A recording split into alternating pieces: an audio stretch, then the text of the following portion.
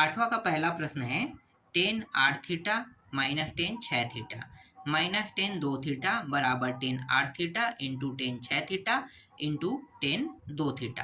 ठीक है, अभी तक ऐसे प्रश्नों को, कैसे प्रश्नों को, सिद्ध करने वाले जितने भी प्रश्न थे उन सभी को हम लेफ्ट हैंड साइड को लेकर चलते थे और राइट हैंड साइड को क्या करते थे, सिद्ध करते थे। लेकिन इसमें ऐसा कुछ भी नहीं करेंगे। ठीक है, क्यों? क्योंकि ये लेफ्ट हैंड साइड से राइट हैंड साइड सिद्ध नहीं होगा। तो कैसे हल होगा? तो चलो इसका एक सिंपल और साधारण और बहुत ही सरल ट्रिक मैं बताने वाला हूं।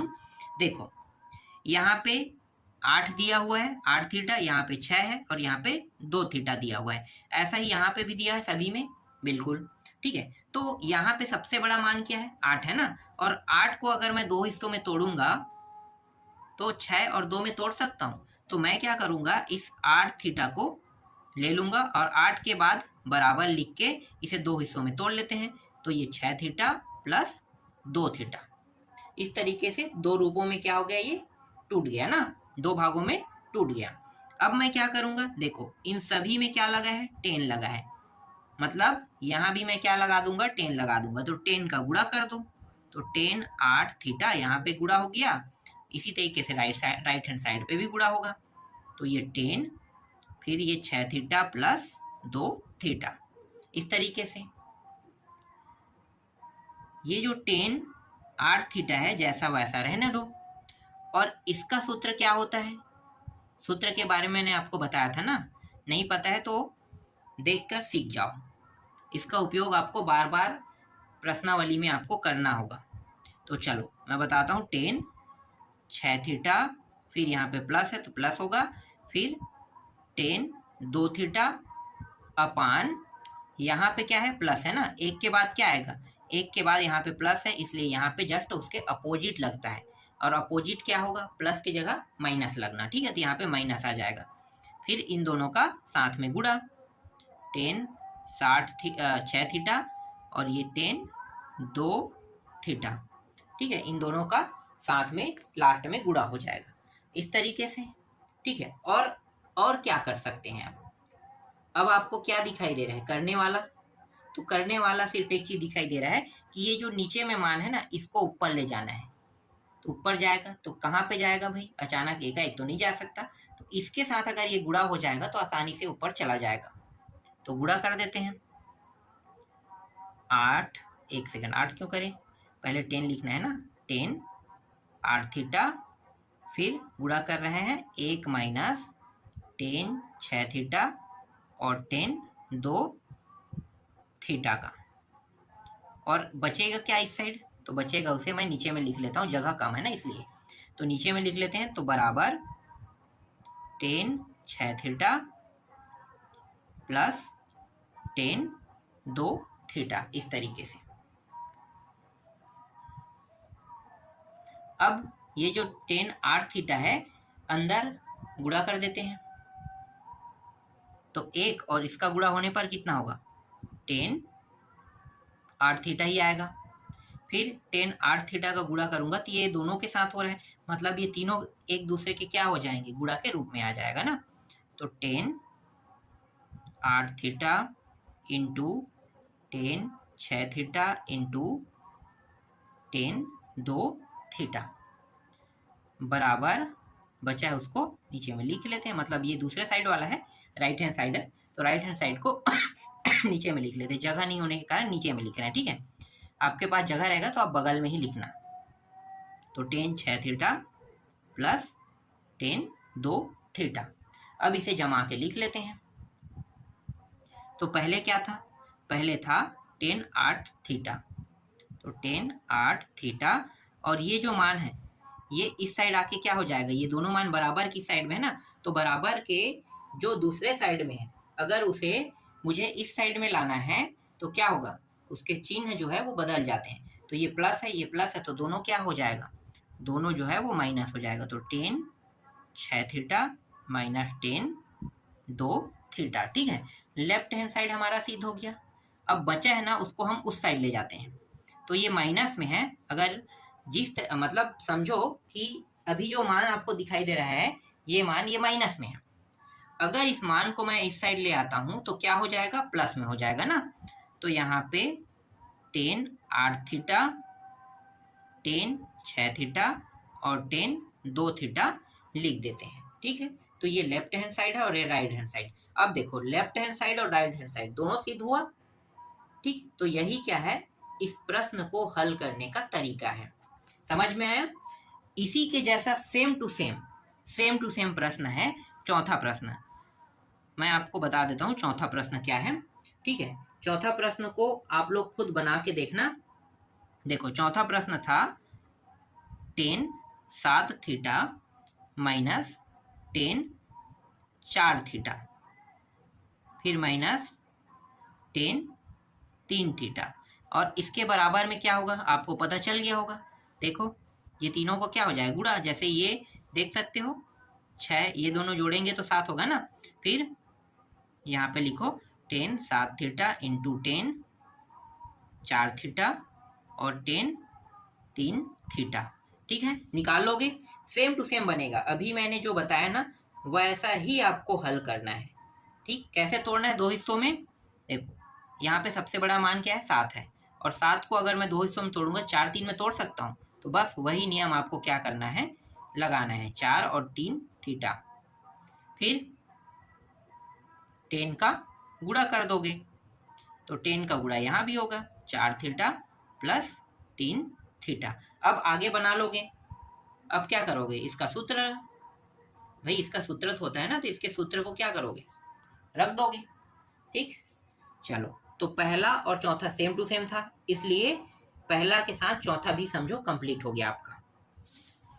अब दूसरा प्रश्न देख लेते हैं।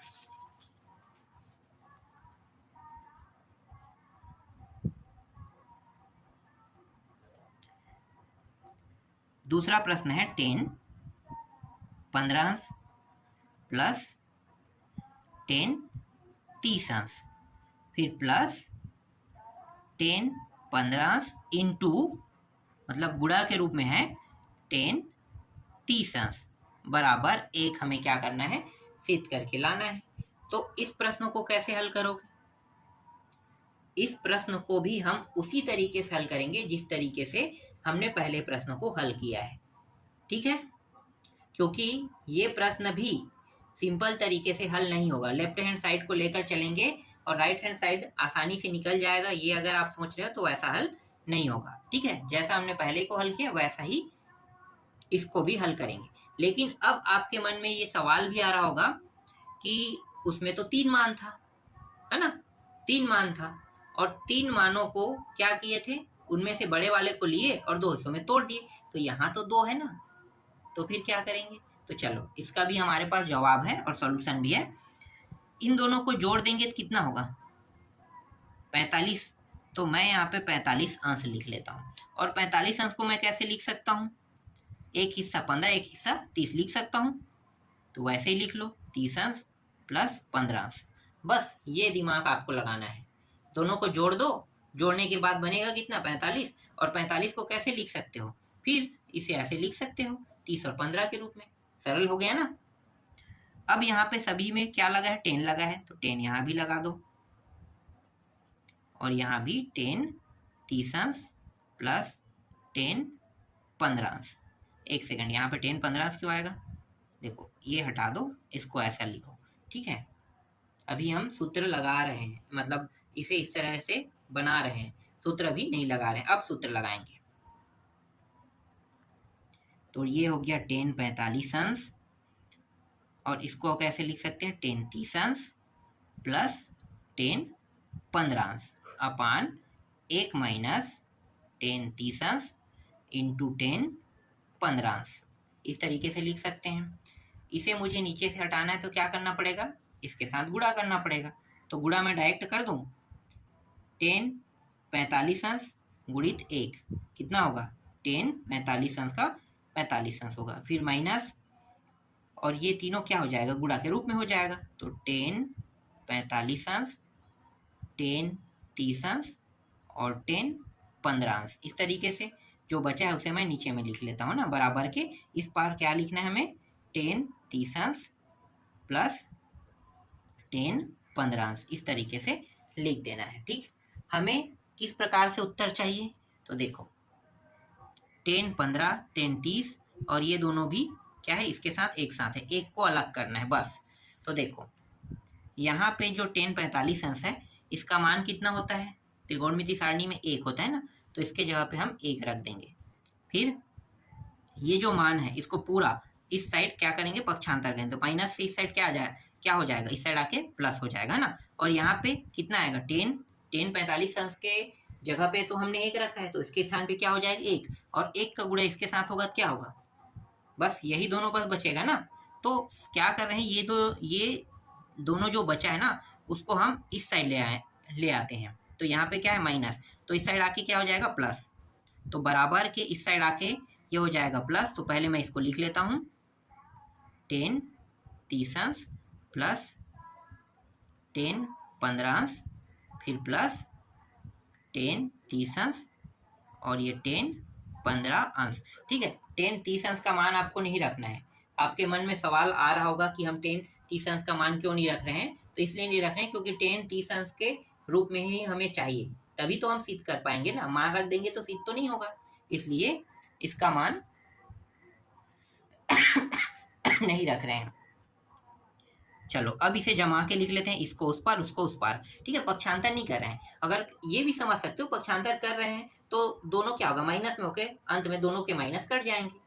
ठीक है, ऐसा भी होता है। तो यहाँ पे हम क्या कर रहे हैं, सिर्फ अदला बदली कर रहे हैं, तो अदला बदली में कोई भी परिवर्तन नहीं होता है। तो मैं इसे जमा के लिख लेता हूँ, पहले था 10 15 अंश, फिर प्लस 10 30 अंश, फिर प्लस 10 15 अंश और ये 10 30 अंश बराबर 1। और यही हमें क्या करना था, सिद्ध करना था। देखो ये भी प्रश्न बन गया, और सेम टू सेम जो तीसरा प्रश्न है ना, ऐसा ही ये भी हल होगा। तो मैं तीसरा प्रश्न बता देता हूँ, आप लोग खुद हल कर लेना, ठीक है, क्योंकि सेम टू सेम है।